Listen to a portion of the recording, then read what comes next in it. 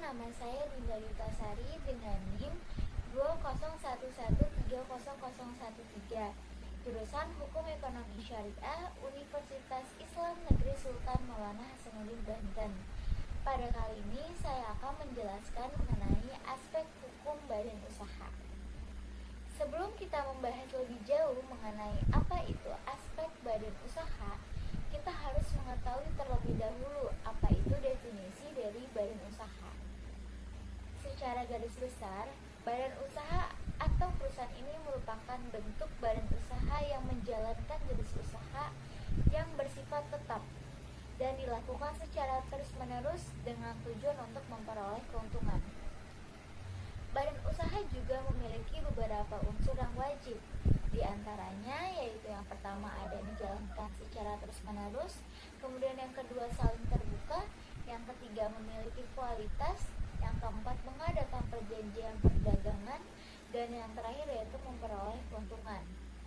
Selain itu, badan usaha juga terdapat dua jenis, yaitu private capital dan stage capital.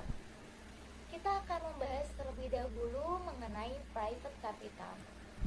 Private capital merupakan badan usaha yang modalnya sebagian besar atau keseluruhan dimiliki oleh pihak swasta. Dalam private capital itu memiliki beberapa bentuk badan usaha, yaitu yang pertama, perusahaan perseorangan. Perusahaan ini yaitu merupakan perusahaan yang dikelola kemudian diawasi oleh satu orang, di mana keuntungan, kerugian, serta resiko yang timbul itu ditanggung oleh satu orang tersebut. Contohnya dari perusahaan perorangan itu adalah UMKM.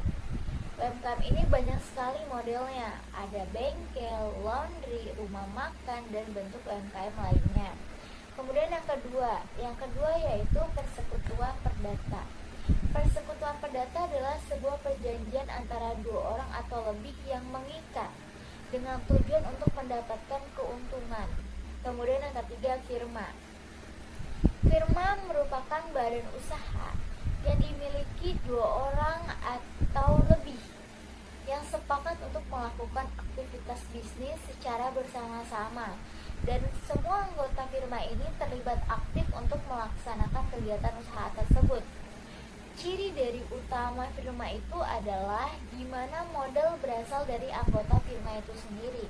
Dan firma ini bukanlah suatu badan usaha yang berbadan hukum, karena tidak ada pemisahan harta kekayaan antara anggota kemudian antara perusahaannya. Jadi, ketika suatu firma memiliki utang dengan pihak ketiga, maka aset pribadi para sekutu dapat diambil untuk melunasi utang tersebut. Firma juga terdapat dua jenis, yaitu ada firma jasa dan firma dagang. Untuk firma dagang contohnya seperti perusahaan Nike, Converse, dan lain-lain.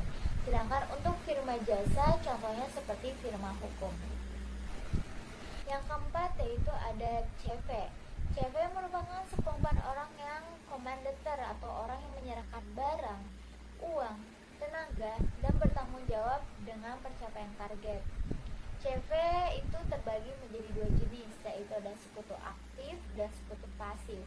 Untuk sekutu aktif itu merupakan pihak yang melakukan pengelolaan usaha, sedangkan sekutu pasif adalah merupakan pihak yang memberikan modal untuk usaha tersebut.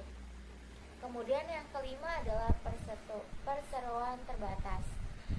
Perseroan terbatas ini merupakan perusahaan yang modalnya terbagi menjadi surat-surat berharga dalam bentuk saham. Pemegang saham yang terbanyak diperbolehkan untuk mengelola usaha tersebut. Untuk perseroan terbatas terdapat dua jenis, yaitu PT terbuka dan PT tertutup. Untuk PT terbuka yaitu PT perseroan terbatas yang melakukan penawaran umum atas sahamnya kepada masyarakat. Contohnya seperti Bank Mandiri. Sedangkan PT tertutup merupakan perseroan terbatas yang belum menawarkan sahamnya kepada masyarakat. Contohnya seperti Sinarmas, PLN, dan Pertamina. Dan yang terakhir adalah koperasi. Koperasi merupakan badan usaha dalam bentuk badan hukum yang beranggotakan orang atau badan yang kegiatannya atas prinsip ekonomi rakyat.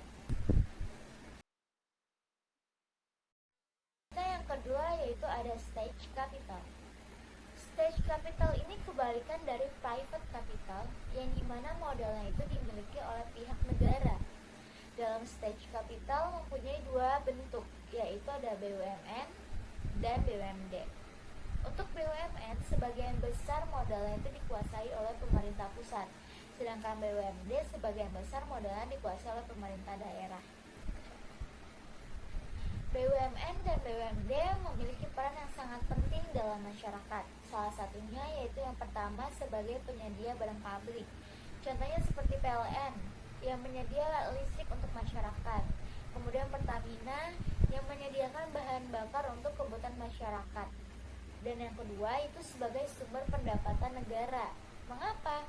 Karena keuntungan yang diperoleh dari pengelolaan tersebut dimasukkan ke pendapatan negara. Dan yang ketiga yaitu penyerap tenaga kerja. Hal ini membuat masyarakat mendapatkan pekerjaan untuk memenuhi kebutuhan hidupnya. Dalam kegiatan berbisnis, legalitas dalam suatu perusahaan sangatlah penting. Mengapa? Karena ketika seseorang melakukan kegiatan berbisnis dengan perusahaan lain tentunya, maka perusahaan lain ini akan melihat terlebih dahulu apakah perusahaan yang ingin bekerja sama ini sudah legal atau belum. Lalu bagaimana caranya untuk memperoleh legalitas suatu perusahaan? Yaitu yang pertama ada diperlukannya nama perusahaan, di mana nama perusahaan ini merupakan suatu identitas diri dari perusahaan tersebut untuk dikenal masyarakat. Kemudian yang kedua merek. Merek ini merupakan lambang atau logo untuk membedakan suatu produk dengan yang lainnya. Kemudian yang ketiga yaitu membuat surat izin usaha perdagangan. Dalam perusahaan diperlukannya restrukturisasi perusahaan. Jika suatu perusahaan itu mengalami penurunan, maka diperlukannya restruksi perusahaan. Apa sih itu restrukturisasi perusahaan? Restrukturisasi merupakan upaya untuk memperbaiki kinerja suatu perusahaan. Restrukturisasi juga memiliki beberapa jenis. Salah satunya restrukturisasi portofolio, yang dimana berupa kegiatan dalam menyusun portofolio perusahaan agar menjadi lebih baik. Kemudian yang kedua ada restruktur modal atau keuangan. Pada restruktur ini yaitu menyusun ulang komposisi modal perusahaan. Hal ini dilakukan untuk supaya kinerja keuangan perusahaan menjadi lebih terkontrol. Kemudian yang ketiga ada restrukturisasi manajemen.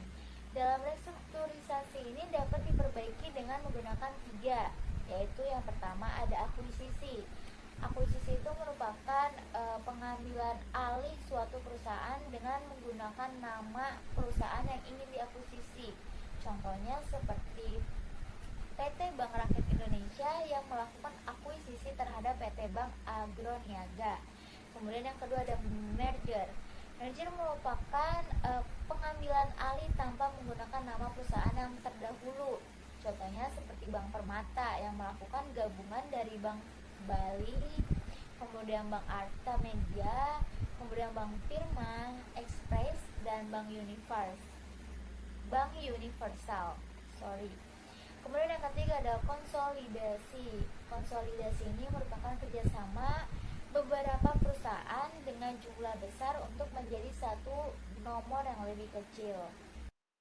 Mungkin itu saja yang bisa saya sampaikan. Terima kasih sudah menonton sampai akhir. Saya harap ini dapat bermanfaat untuk teman-teman semua. Stay safe and healthy.